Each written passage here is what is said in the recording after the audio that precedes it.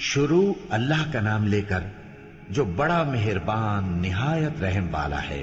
الف لام را، یہ ایک پر نور کتاب ہے، اس کو ہم نے تم پر اس لیے نازل کیا ہے کہ تم لوگوں کو اندھیروں سے نکال کر روشنی کی طرف لے جاؤ، یعنی ان کے پروردگار کے حکم سے عزت والے خوبیوں والے مالک کے راستے کی طرف، یعنی اس اللہ کے راستے کی طرف کہ جو کچھ آسمانوں اور زمین میں ہے سب اسی کا ہے۔ اور ان کافروں کے لیے عذاب شدید کی وجہ سے تباہی اور بربادی مقدر ہے، جو آخرت کے مقابلے میں دنیاوی زندگی کو پسند کرتے اور لوگوں کو اللہ کے راستے سے روکتے اور اس میں کجی چاہتے ہیں۔ یہ لوگ بڑے دور کی گمراہی میں ہیں، اور ہم نے کوئی پیغمبر نہیں بھیجا مگر وہ اپنی قوم کی زبان بولتا تھا تاکہ انہیں احکام الہی کھول کھول کر بتا دے۔ پھر اللہ جسے چاہتا ہے گمراہ رہنے دیتا ہے اور جسے چاہتا ہے ہدایت دیتا ہے، اور وہ غالب ہے، حکمت والا ہے۔ اور ہم نے موسیٰ کو اپنی نشانیاں دے کر بھیجا کہ اپنی قوم کو تاریکیوں سے نکال کر روشنی میں لے جاؤ اور ان کو اللہ کے دن یاد دلاؤ، اور اس میں ان لوگوں کے لیے جو صابر و شاکر ہیں نشانیاں ہیں۔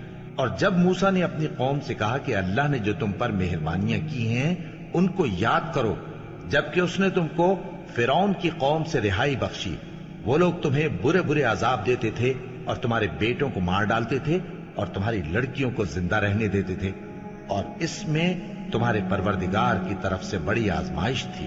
اور جب تمہارے پروردگار نے تم کو آگاہ کیا کہ اگر شکر کرو گے تو میں تمہیں زیادہ دوں گا، اور اگر ناشکری کرو گے تو یاد رکھو کہ میرا عذاب بھی سخت ہے۔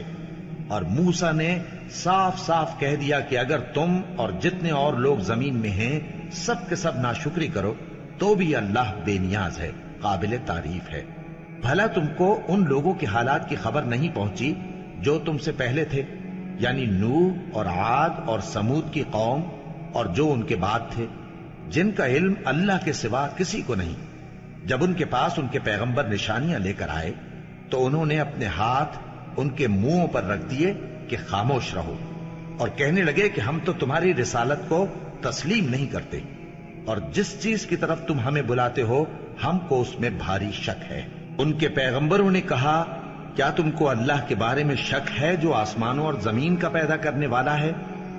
وہ تمہیں اس لیے بلاتا ہے کہ تمہارے گناہ بخشے اور ایک مدت مقرر تک تم کو مہلت دے۔ وہ بولے کہ تم تو ہمارے ہی جیسے آدمی ہو، تمہارا یہ منشا ہے کہ جن چیزوں کو ہمارے بڑے پوجتے رہے ہیں ان کے پوجنے سے تم ہمیں روک دو، تو اچھا کوئی کھلی دلیل لاؤ، یعنی معجزہ دکھاؤ۔ پیغمبروں نے ان سے کہا کہ ہاں ہم تمہارے ہی جیسے آدمی ہیں، لیکن اللہ اپنے بندوں میں سے جس پر چاہتا ہے نبوت کا احسان کرتا ہے، اور ہمارے اختیار کی بات نہیں کہ ہم اللہ کے حکم کے بغیر تم کو تمہاری فرمائش کے مطابق معجزہ دکھائیں۔ اور اللہ ہی پر مومنوں کو تو بھروسہ رکھنا چاہیے، اور ہم کیوں اللہ پر بھروسہ نہ رکھیں حالانکہ اس نے ہم کو ہمارے دین کے سیدھے رستے بتائے ہیں، اور جو تکلیفیں تم ہم کو دیتے ہو اس پر ہم صبر کریں گے، اور اہل توکل کو تو اللہ ہی پر بھروسہ رکھنا چاہیے۔ اور جو کافر تھے انہوں نے اپنے پیغمبروں سے کہا کہ یا تو ہم تم کو اپنے ملک سے باہر نکال دیں گے یا تم ہمارے مذہب میں واپس آ جاؤ۔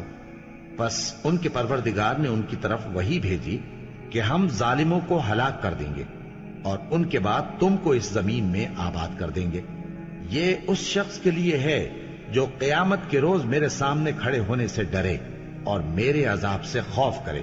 اور پیغمبروں نے اللہ سے فتح چاہی اور ہر سرکش ضدی نامراد رہ گیا۔ اس کے پیچھے دوزخ ہے اور اسے پیپ والا پانی پلایا جائے گا، وہ اس کو گھونٹ گھونٹ کر کے پیے گا اور گلے سے نہیں اتار سکے گا، اور ہر طرف سے اسے موت آ رہی ہوگی مگر وہ مرنے میں نہیں آئے گا، اور اس کے بعد سخت عذاب ہوگا۔ جن لوگوں نے اپنے پروردگار سے کفر کیا ان کے اعمال کی مثال راکھ کی سی ہے کہ آندھی کے دن اس پر زور کی ہوا چلے جو اسے اڑا لے جائے۔ اسی طرح جو کام وہ کرتے رہے ان پر ان کو کچھ قابو نہ ہوگا۔ یہی تو پرلے سرے کی گمراہی ہے۔ کیا تم نے نہیں دیکھا کہ اللہ نے آسمانوں اور زمین کو تدبیر سے پیدا کیا ہے؟ اگر وہ چاہے تو تم کو نابود کر دے اور تمہاری جگہ نئی مخلوق پیدا کر دے۔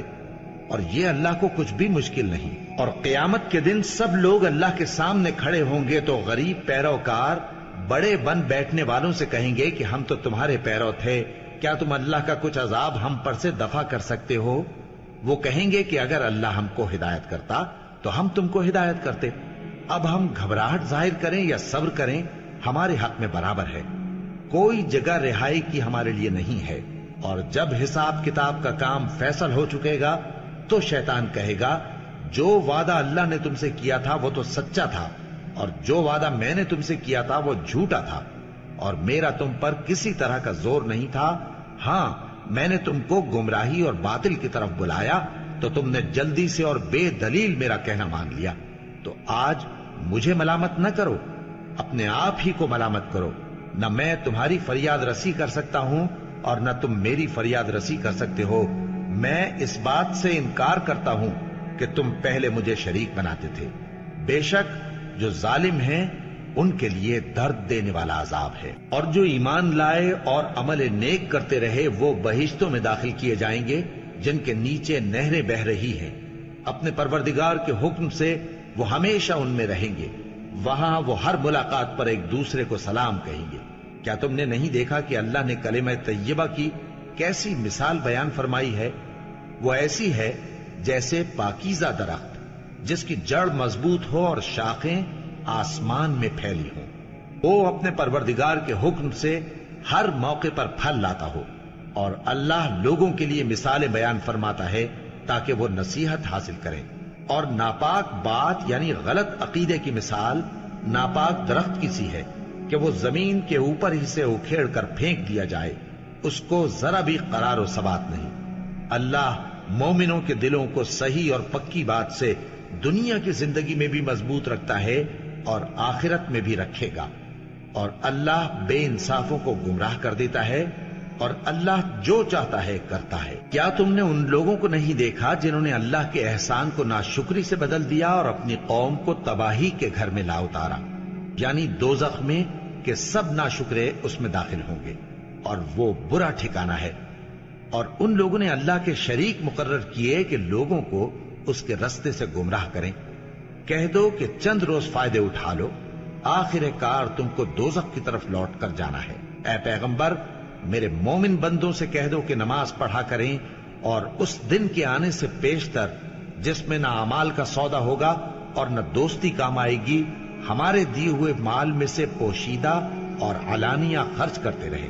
اللہ ہی تو ہے جس نے آسمانوں اور زمین کو پیدا کیا اور آسمان سے مے برسایا، پھر اس سے تمہارے کھانے کے لیے پھل پیدا کیے اور کشتیوں اور جہازوں کو تمہارے زیر فرمان کیا تاکہ وہ سمندر میں اس کے حکم سے چلے، اور نہروں کو بھی تمہارے زیر فرمان کیا، اور سورج اور چاند کو تمہارے لیے کام میں لگا دیا کہ دونوں دن رات ایک ڈگر پر چل رہے ہیں، اور رات اور دن کو بھی تمہاری خاطر کام میں لگا دیا، اور جو کچھ تم نے مانگا سب میں سے تم کو عنایت کیا۔ اور اگر اللہ کے احسان گننے لگو تو شمار نہ کر سکو، مگر لوگ نعمتوں کا شکر نہیں کرتے۔ کچھ شک نہیں کہ انسان بڑا بے انصاف ہے، ناشکرا ہے۔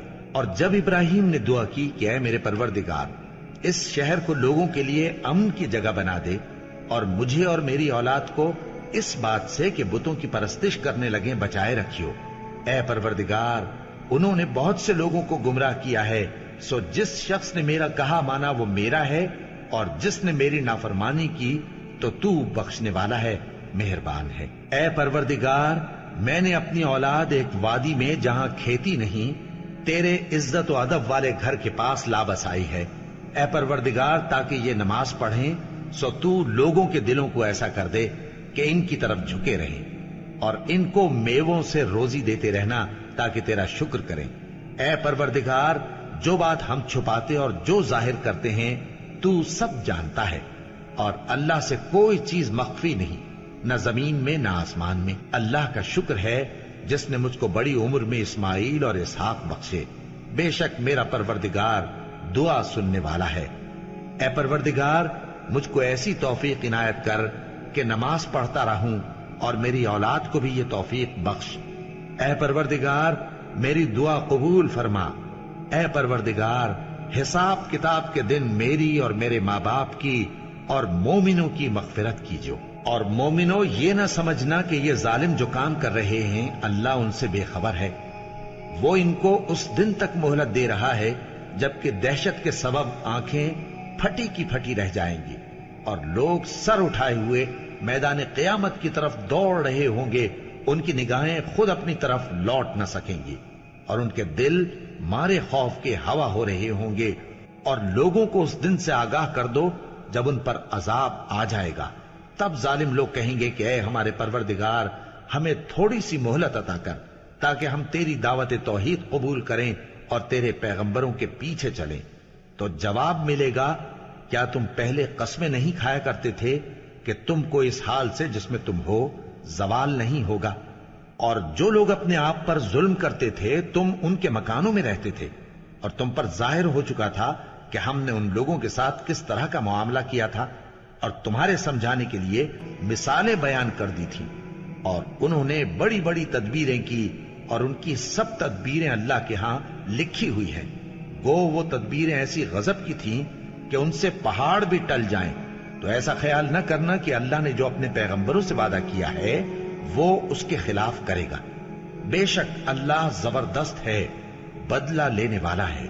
جس دن یہ زمین دوسری ہی زمین بنا دی جائے گی اور آسمان بھی بدل دیے جائیں گے اور سب لوگ اللہ کے سامنے نکل کھڑے ہوں گے جو یکتا ہے، بڑا زبردست ہے۔ اور اس دن تم گناہگاروں کو دیکھو گے کہ زنجیروں میں جکڑے ہوئے ہیں، ان کے کرتے تارکول کے ہوں گے اور ان کے چہروں کو آگ لپٹ رہی ہوگی، یہ اس لیے کہ اللہ ہر شخص کو اس کے اعمال کا بدلہ دے۔ بے شک اللہ جلد حساب لینے والا ہے۔ یہ قرآن لوگوں کے نام اللہ کا پیغام ہے تاکہ ان کو اس سے ڈرایا جائے اور تاکہ وہ جان لیں کہ وہی اکیلا معبود ہے اور تاکہ اہل عقل نصیحت حاصل کریں۔